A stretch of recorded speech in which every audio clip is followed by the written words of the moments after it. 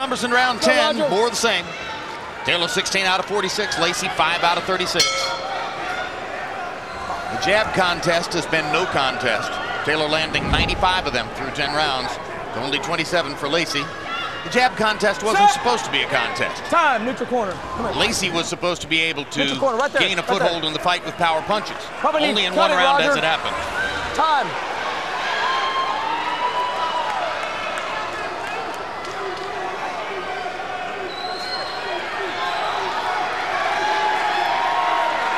Five minutes, 47 seconds to go in the fight as both fighters get a breather.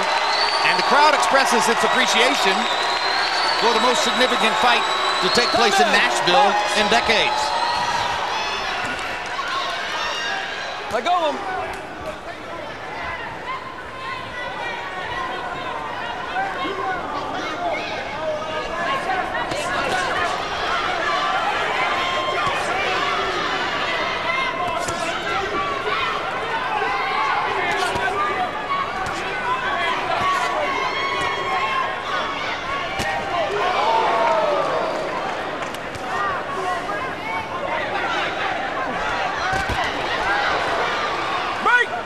Jermaine Taylor's fighting a very good technical fight, and I have to give a lot of credit also to his trainer Ozell Nelson and Dickie Woods, who did a great job, and the cut man Ray Rogers. He's fighting a very smart fight. How do you see the equation of Taylor versus Calzaghe, Emmanuel? Emmanuel, Taylor versus Calzaghe. How would that fight look? Well, you know, Calzaghe is a very special guy. It would be very difficult for anybody that I know right now to beat Calzaghe with his unusual, gifted talent that he's got, his conditioning, his ability to think and make adjustments, and the field punches. But it would be a very interesting fight. Jermaine Taylor that's fighting up here in front of me tonight would be a very competitive fight for anyone. Well, I'll tell you, if the fight were to take place, it would probably have to be at 170. I couldn't see Calzaghe coming all the way back down to 168 at this point in his career. And frankly, his punches are straighter and are delivered more quickly than Jermaine Taylor's. Taylor's tendency to let his punches swing wide would give Calzaghe a lot of opportunities, it seems to me. It is, but it would be a very competitive fight. But Calzaghe right now, it's hard for me to go against him with anyone in boxing. Anyone. Well, if you bet everyone in 107, 68 to 75. Well, if you bet every one of his fights, he'd be 46-0. You know, the fact that he's been knocked down 5 times, 4 of them were in the first round. Hand by Taylor. Jermaine Taylor is once again looking to try to finish Jeff Lacey and walk away with a knockout win. And this is very tough for Jeff Lacey to take. Is that any way to treat an old pal, he's saying, looking at him plaintively? He's being humiliated in a fight which Lacey himself described as a crossroads fight.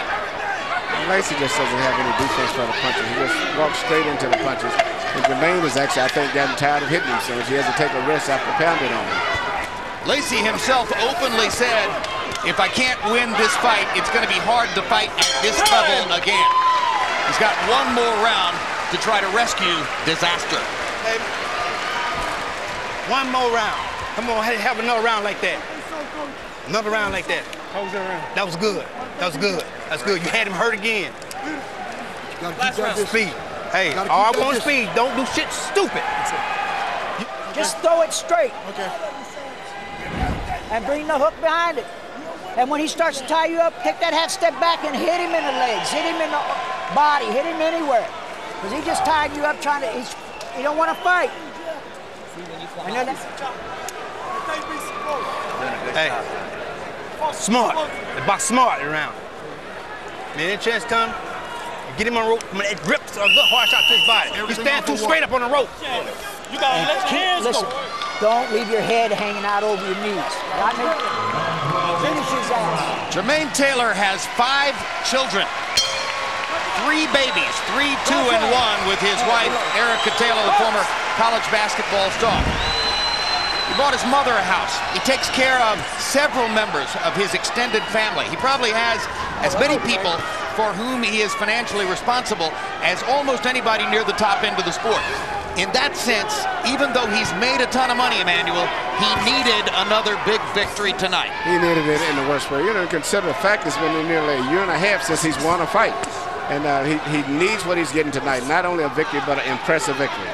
Because you have to keep the earning power that he has right now. A third loss or either unimpressive victory would have tremendously diminished his earning ability. All those responsibilities, plus all the toys he's bought for himself, tends to keep a fighter hungry. Well, and you know, after the 2 losses to Pavlik, by his own admission, he needed time to walk away, take a rest, think about his commitment to the sport. But under the circumstances, and despite the fact he has obvious tactical advantages over Jeff Lacy, it has to rank as one of the biggest victories, if not the biggest, and one of the most impressive performances of Taylor's career. Well, he's done what he was supposed to do. I can't say he's looked spectacular, but he's done exactly what he was supposed to do. I agree with you, Larry. To move into the next act of his career. And he's showing seasoning. This is finally the first time in his career that he's showing seasoning as a fighter. He's had some rough experiences, but he's showing seasoning. He's placing his punches, he's tying up his opponent, doing a lot of variety of punches. Very, very smart, intelligent fight. He looks like a veteran fighter in there tonight. Yes, he does. Has anybody we've ever gone on about like this to the end of the fight wound up getting knocked out? No, we're perfect. Of course not. 1 minute to go.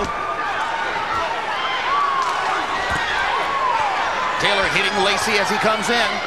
Lacy with no defense against Jermaine Taylor's left hand.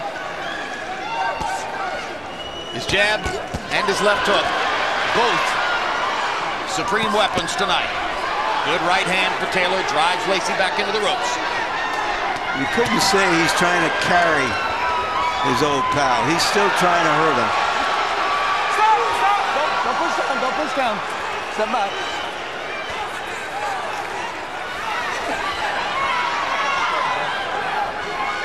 In about 4 or 5 minutes, once this decision is announced, Jermaine Taylor is going to tell Larry Merchant that he wants to fight Joe Calzaghe.